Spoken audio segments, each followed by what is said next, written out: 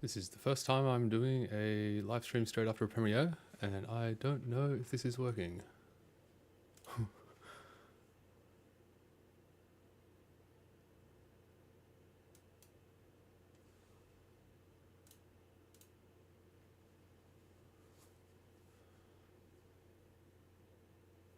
This is...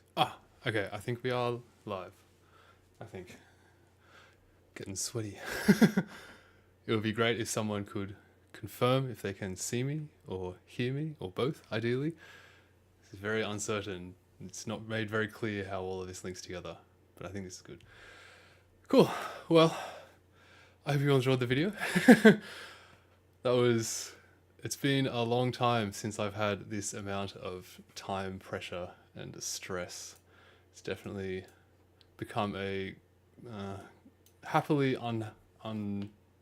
unfamiliar feeling for me the last couple of years. But I did it. It worked. It was great, and I have no regrets whatsoever. I am extremely tired right now, so I apologize if I don't know, behave strangely. I've gotten about 7 hours of sleep over the last 2 nights combined. I don't even need my headphones on anymore. Yeah, so it's been a long couple of days, but it's been good. It's taken a very long time to make and edit that video, but yeah, I hope you like how it ended up coming together.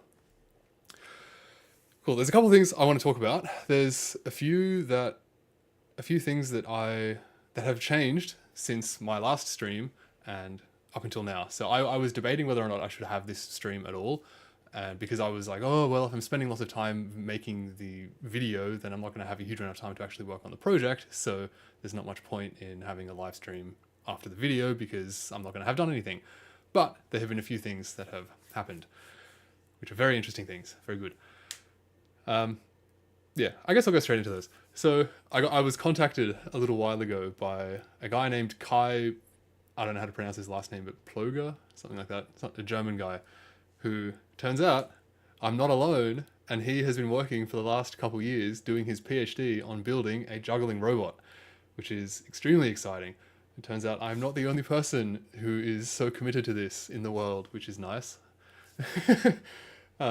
Yeah, and of course, I think people who I've told this in person have been expecting me to have very mixed feelings about this, and initially I did, but now I fully see that this is a fantastic thing.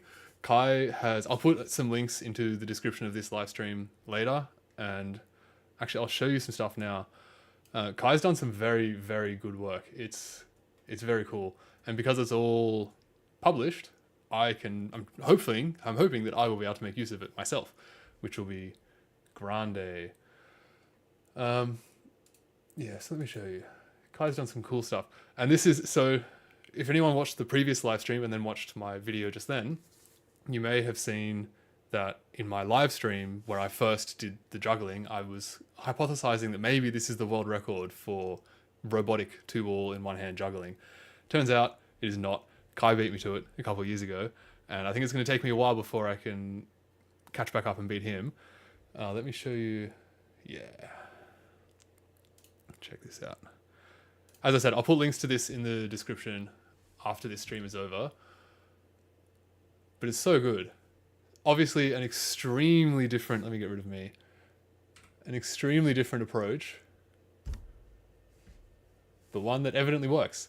And so this, from my understanding, this is like a neural net controlled arm, and it's a fully learned trajectory. So this whole system has just learned how to do this by trial and error, basically, which is great. Very good, because I've been hoping for a long time to move into this sort of control scheme, and I am very keen to be able to learn from what Kai's done and yeah, make changes along this direction. It's very cool, very, very cool, very, very cool stuff. Some important, relevant things, I think, to the video that I just published, actually, I'll keep on this one, is you can see the shape of his hand. So actually, full disclosure here, Kai messaged me like a week or two ago, I think, and basically said, hey, you're not alone, I'm out here too, we're working on this kind of at the same time. and we had a video call, 3-hour video call. It was so good. I am very, very keen to show you some clips from this throughout, like in the future. Unfortunately, I haven't had time to like go through and like find where the good clips are and like what I would want to show. But at some point in the future, I'll be showing these off. And it was a very, very interesting conversation, and I really hope to have more with Kai in the future. But one thing that we talked about is the shape of the hand, and you can see it moves around a lot, so it's kind of hard to tell. But you can see the hand that he's using is extremely conical. It has no sphere section down the bottom. It's just like pure cone. And he actually showed me in our video, in our call, that on that cone, like the one that was in that video, you can see that the paint has all worn off on the sides because it's been catching so many balls. And there's like a perfect circle on the bottom where you can see that the ball, like it doesn't go further than that because the ball is a sphere, and it just makes like a circular contact patch with the hand, which is very cool. And this seems to work really well. He's done a lot of exploration as like into what size and shape hand works well. So I think it's in this video. He's done a very theoretical approach, which I think is great because I think that's where my approach could be improved. Let's put it that way. So yeah, he's done a bit of work for like figuring out like what size angle, like what angle and what like main diameter is best for the hand. And yeah, I'm keen to learn from this and to take it on board. I think it's gonna be very good. Yeah, I've got a lot to say about this, obviously. But yeah, I'll leave it at that for now. Alex says you could take a bunch of measurements and characterization of your designs. Oh, cool. And they're, in his opinion, publishable in research journals. Yeah, I've thought about this a bit. So my background is actually like kind of academia. Like I did a year and a half of a PhD before stopping and starting doing Jugglebot more or less full time.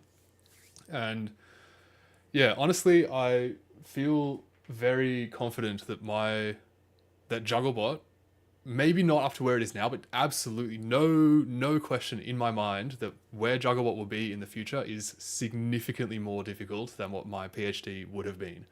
So yeah, no, I agree. I'm not like mad desperate to start publishing things, but that is an area that I would be interested in exploring in the future. Yeah, definitely. It is an interesting outcome of this work, I suppose. Yeah. Back to Kai's stuff, like away from the hand now. He has unpublished work apparently that he's got a 5-ball 2-arm juggling robot going, which is so sick. He's using the same sort of arm. I think it's actually the same. No, it's like a fancier version of effectively the same arm, but he's got 2 of them, and you can see he's done a simulation of them. He's done a lot of simulation work, and this was a really interesting point in our conversation, was just like, what is a good approach to do the simulation? And because apparently some software works much better than others for simulating the contact of the ball.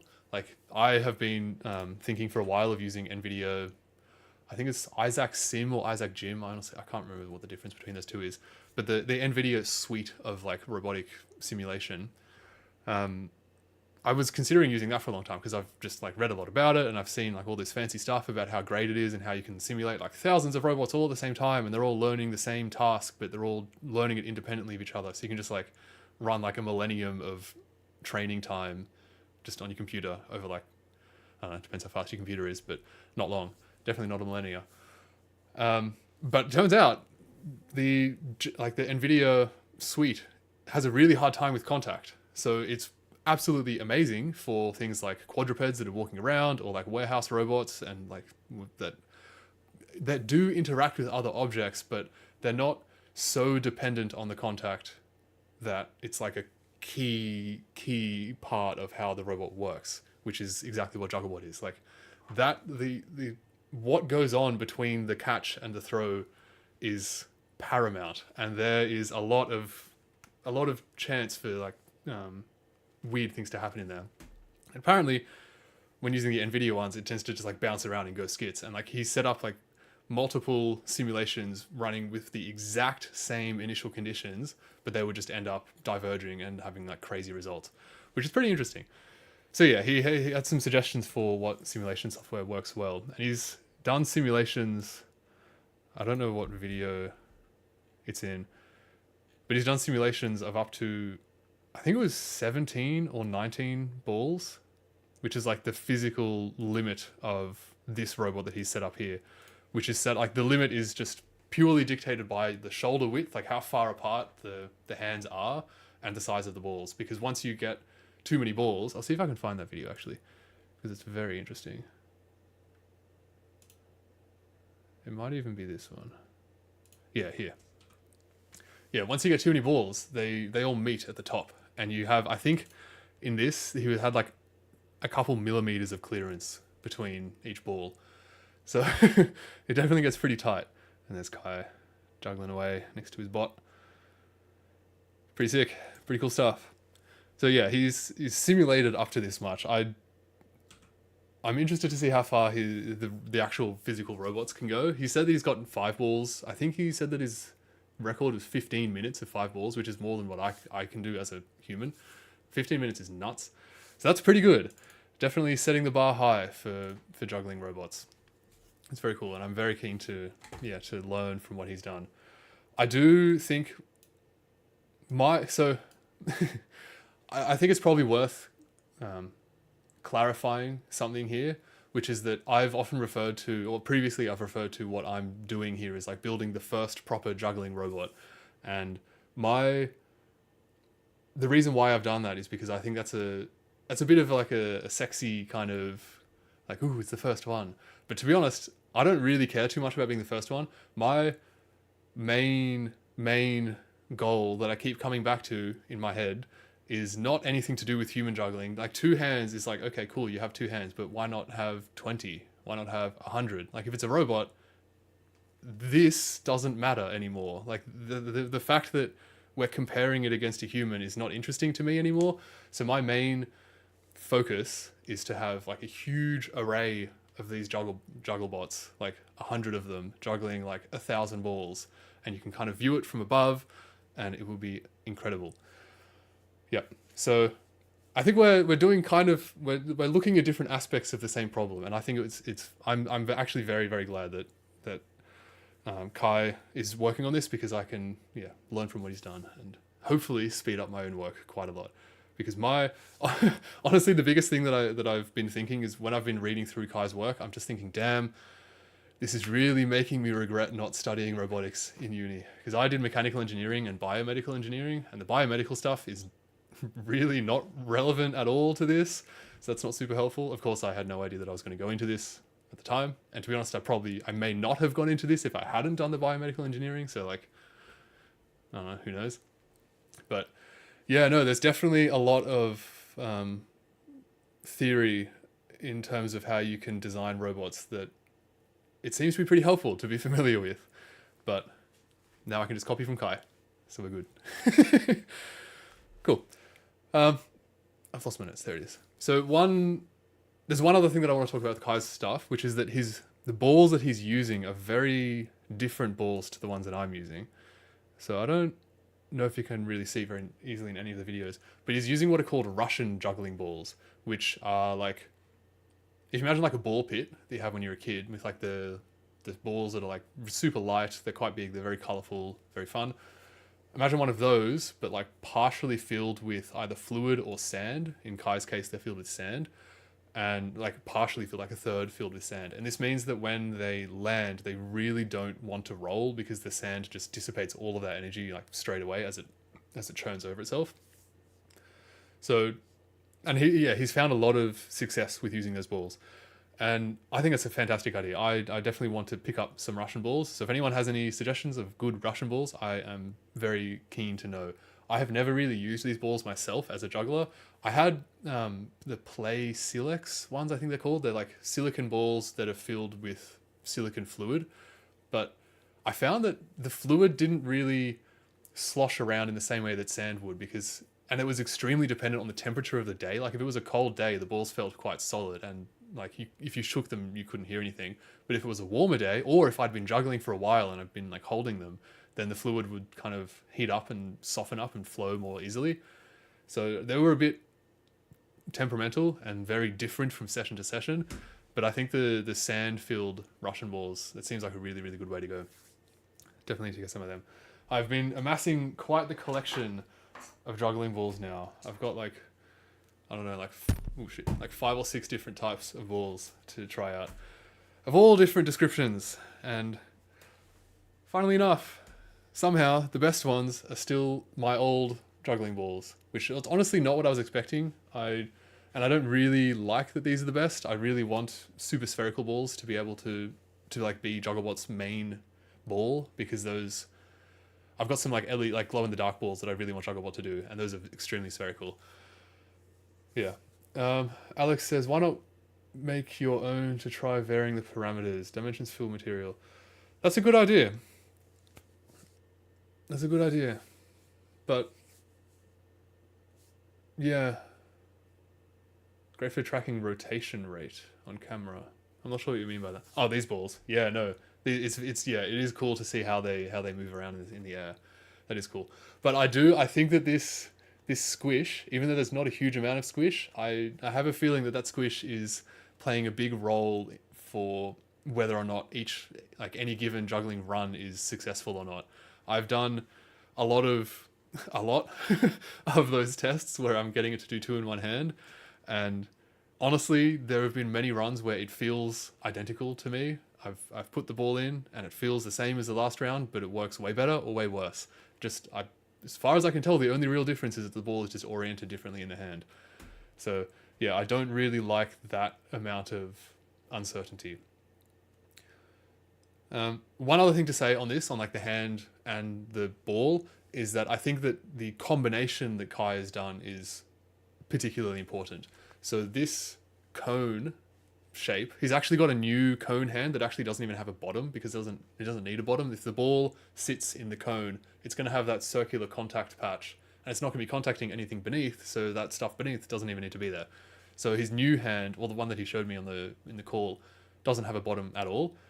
And I worry that if I am using a somewhat pliable ball like this one, that the fact that it's pliable might have even more of an effect on where the ball actually ends up in the hand when it like settles down into the cone, assuming that I do go for the cone sort of hand shape, which to be honest I probably will. I've got no reason not to right now, and it's definitely worth trying. Yeah, so it seems like a really spherical ball combined with the cone hand is a particularly potent combination. Put it that way. Yeah, cool. There's one of the main thing that I want to mention, which is that I am apologetic to everyone on Zulip. There have been a few people on Zulip who have been messaging me and like coming up with suggestions over the last week or so, and I have not really been very good at replying, and I probably will not be very good at replying over the next couple of weeks because I'm going to be gone.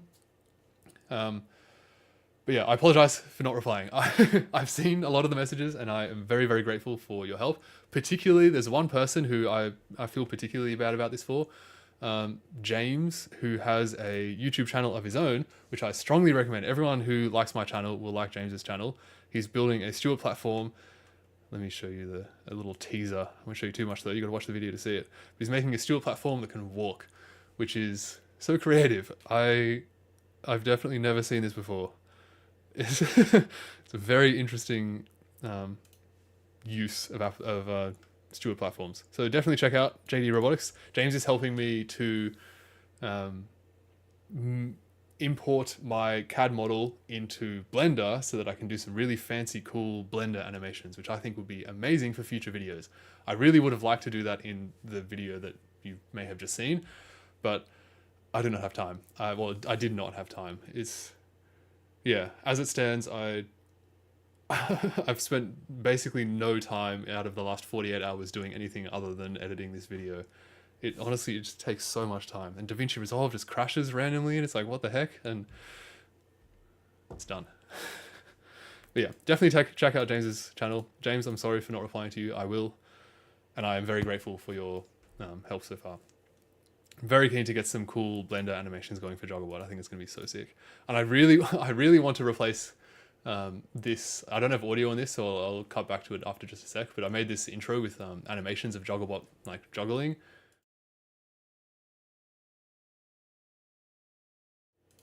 And I'm very keen to make that again with the actual Jugglebot, because the design has changed so much since I made that animation, but that animation took so long to make and was so tedious. But I'd love if I can just get it in Blender and then have this like be animated, and then hopefully I can just like take the new CAD and then put the new CAD in the old animation and then have it re-update the animation. I don't know if that's how that would actually work, but anything to speed up that process would be great. Yeah, cool. There's a lot of things. There's a couple things that I wanted to. Okay, there's one thing in particular that I want to mention in that video that I just published. There are so many spots where I've been thinking like, damn, if I just had like a little bit more time to edit the video, then like I would have done this bit or this bit differently, or like, yep. But it is what it is. But there's one thing that no one seems to have noticed so far, but I have no doubt that someone will at some point, is here, not this bit, in just a sec, here. So we've got Jugglebot elevated up on some boxes so that it is not flat. And I'm using this as an example of showing like, okay, cool, like it can align itself to gravity so that it knows like which way's down. But if you're paying really close attention, you may notice, once it moves over here, that this leg comes out of its socket. I don't know if I can zoom in here. No, I don't think I can. But I'll play it again. Boom, it comes out, and then the other one on the other side does as well afterwards, down here. So that's obviously not great. The reason I'm bringing this up now is because this is exactly the same problem that the same magnetic joints were having when they were attaching the legs to the platform. And in the video, I made a whole thing about like, these weren't strong enough, so I've changed over to these new universal joints. And but then like immediately after saying that I've changed the platform joints to universal joints, I'm like, by the way, I'm using the exact same magnetic joints for the base. Go figure. But yeah, the reason I'm bringing this up now is because I actually don't think this is that big of a problem. I have not had this happen when the platform, when the robot is actually flat. So I think that this is only really a problem because when this is elevated like this, the forces are really not being distributed between all the legs in the same way that it is when Jugglebot's flat. It's possible and honestly probable that even with flat Jugglebot, if I get these legs moving a lot faster than they are right now, because they should be able to move a lot faster, it's possible that if I do increase that speed, that we might have this same problem just on like flat ground. But I haven't had it happen yet, so I'm not that worried about this being an issue when Jugglebot is flat. But it is kind of funny that it just really yanks him out. But it still manages to catch. Like the leg gets pulled out straight away, like here, and it still manages to make the next catch, which is so interesting.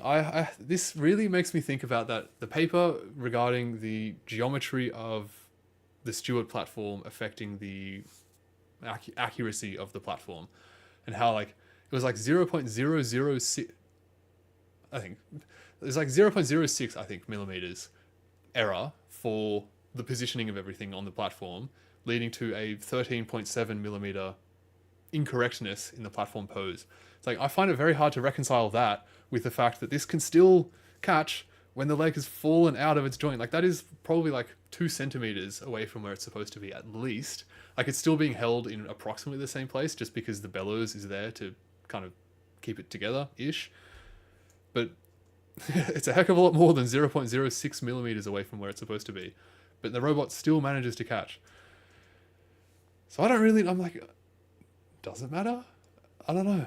There's definitely a lot more testing that needs to be done. Yeah. I can't think of much else I have to say. I think that's it.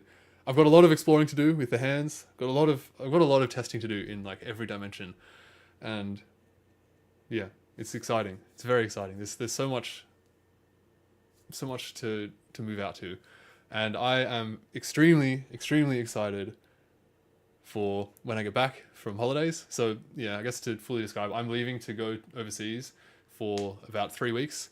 I'm leaving in about 2 hours, and yeah, so I won't be able to do anything really. I might reply to some comments, but I won't be able to do much while I'm away.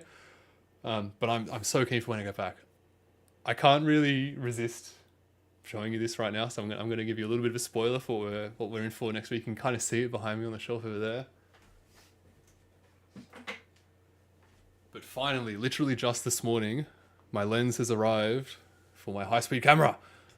How sick does that look? And this thing is freaking heavy. It is a chonker. It is massive. I am extremely keen to get this going, to watch Jugglebot. It's so good. I've had a little bit of a play around with it, and yeah, I think this is going to be so helpful. A big thing that I want to check out with a slow motion camera is actually the spool, the hand spool. Good to see you, John. John says, good pose geometry is less sensitive to small errors. What do you mean by that? Good pose geometry is less sensitive. He's saying like the positioning of the legs. Not sure. Could be that I'm very tired. Yeah, there's a very strange effect that's happening on the hand. If we have a look at the spool, it's kind of hard to see, but it looks like here, you can see like this part of the spool. Interesting, John. Interesting. I guess that does make sense. But I think in the paper, I'm pretty sure in the paper they had like the nodes being as close together as they could. Like it was a very, from memory, it was a similar sort of setup to what I've got here. But I guess we'll find out. Yeah, something interesting is happening where like it seems like the diameter that the string is wrapping around changes. Like it's kind of hard to spot because the frame rate is kind of low. But it seems like this bit is a little bit thicker than the rest. And it kind of like here, it's like kind of folding over itself a little bit almost. I don't know, it's very hard to tell, but I'm very keen to see this in slow motion. Like, look at that, what's going on there? Why is that bit pull tight, but that bit's loose? Next frame, gone. Nothing. It's like 2 frames where that's happening. Yeah, it's gonna be very interesting to see this in slow-mo. And so much stuff, like the catching, like what is going on when the ball is landing in the hand. Let's go to the columns.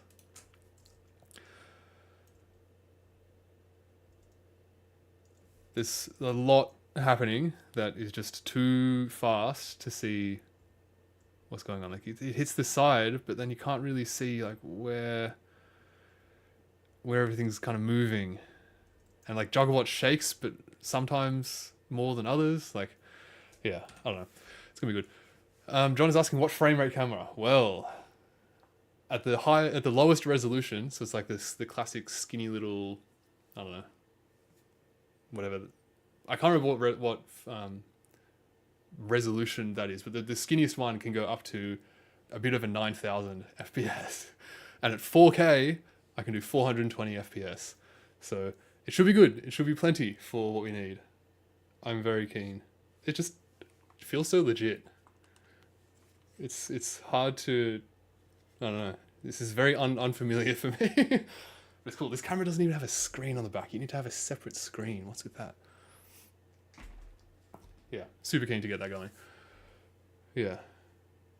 Yeah, one other thing, quickly, that I'm interested for the high-speed camera is that I've noticed that when the hand is doing small throws, I think that you can see it. Oh, that's not actually throwing. When it's doing like the small little throws, oh, whatever, doesn't really matter. You can take my word for it, that when it's throwing just straight up, the platform actually shakes a lot more than I thought it would. Like, if the platform is just stationary, or the arm is just stationary, and all of the legs are on, like they're all active, trying to hold in the position, when the ball is thrown up and down, the whole platform has a bit of a wobble when the ball is thrown, and then the same when the ball comes back in, which is very interesting. I'm going to guess this is exacerbated, at least. It's definitely not helped by the fact that the platform joints are wobbly. That's definitely not helping, but it's interesting that that's happening in the first place, because the ball, like I've gone to a fair bit of effort to make sure that the ball axis is like perfectly in the center of the arm. So like if you view Jugglebot directly from above and the arm was in its middle position, the ball would be directly in the middle. It's not the spike of the arm that it may look like is in the middle. Like this part is actually not in the middle, but the ball is. And that's actually why when I did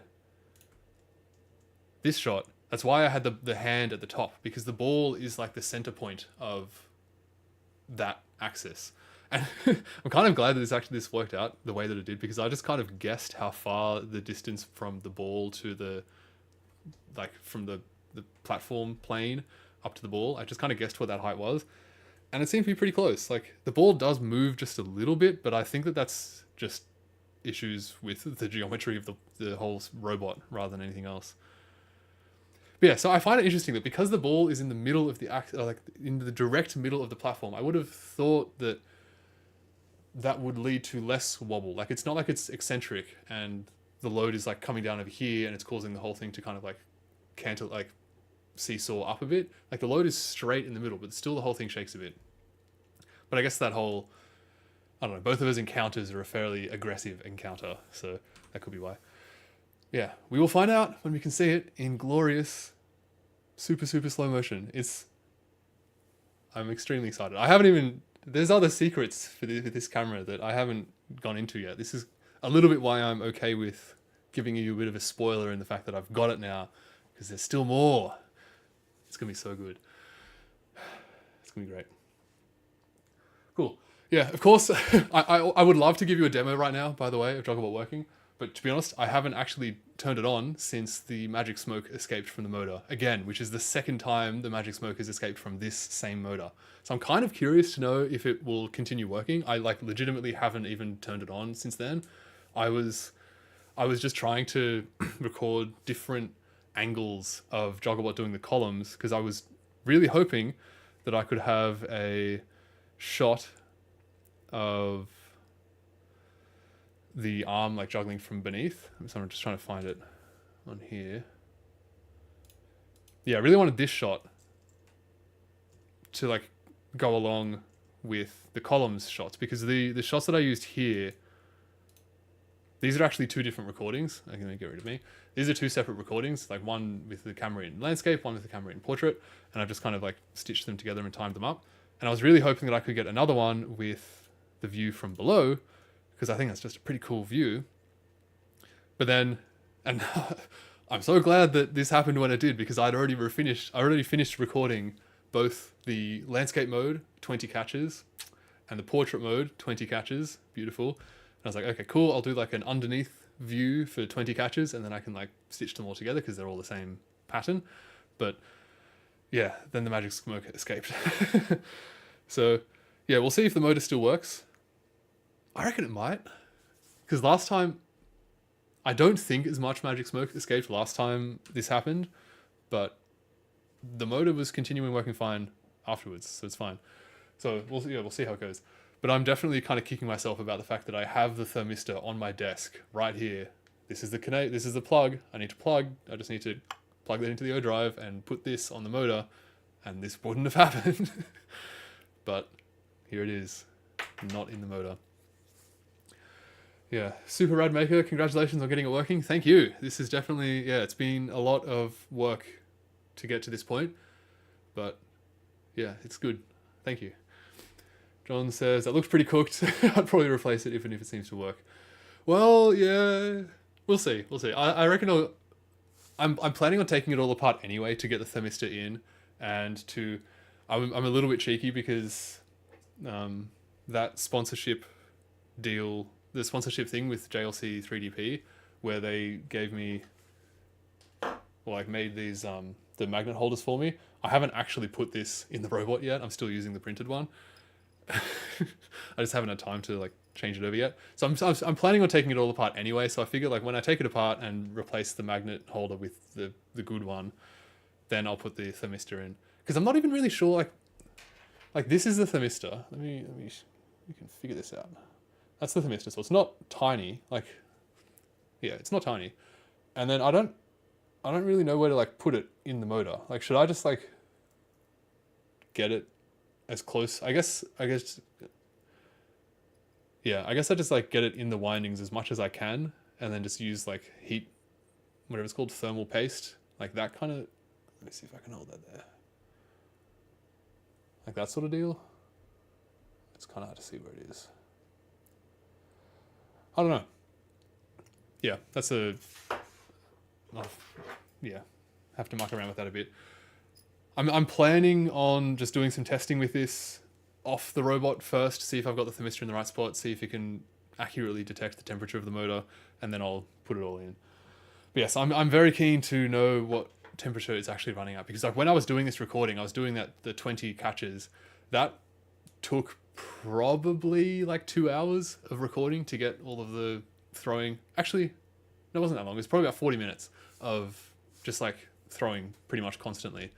And I was a little bit worried about the motor heating up too much. So every now and then I would like go over and just like touch it, but I can't really tell what temperature it is when I'm just touching it. And interestingly, even when this happened and when the magic smoke escaped, it still wasn't hot on the outside, at least. It was evidently fairly hot on the inside, but the heat had not even like radiated out to the outside of the motor yet by that point. So yeah, I don't know how much it actually heated up yet. So yeah, all this to say, I'm very keen to get the thermistor in place, because yeah, it's not very nice when this happens. I've been kind of like, it was such an unlucky time when the cable came out, because if it came out just a second beforehand, the hand would have been traveling faster and would have hit the end stop fast enough that the O drive would have said, hey, whoa, something has happened and we need to stop, and it would have cut it off.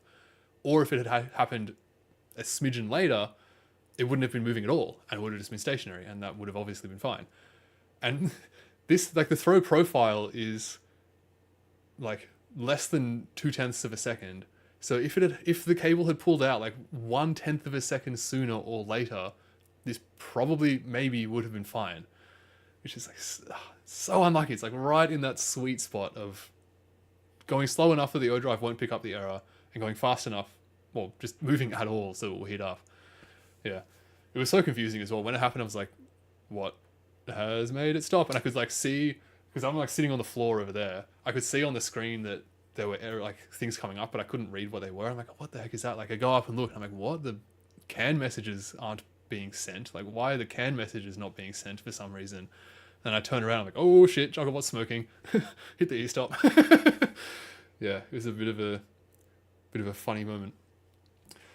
Yeah, cool. All right. Very, very keen for when I go back. Yep. Yeah, John says outrunners are pretty bad at getting heat out of the stator. Yeah, that checks out. Maybe we'll need to get like a little fan on this or something.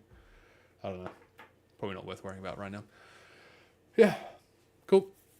I hope you found all this interesting. I hope you liked the video. It was a lot of work. As I said before, it's been many years since I've been this low on sleep and this stressed. I wouldn't even call it stress. It wasn't really stress. Like I knew that I would be able to get it done, but I also knew that it would take an absolute shitload of time, which it did. But yeah. John's asking, what are you doing for vacation? I'm going to Italy and Greece to just kind of hang out. We want to do a bit of climbing. I don't want to talk about my setup. People are going to give me shit for my setup for climbing. But we're going to go climbing. It's going to be great. It's going to be safe. Hopefully, fine.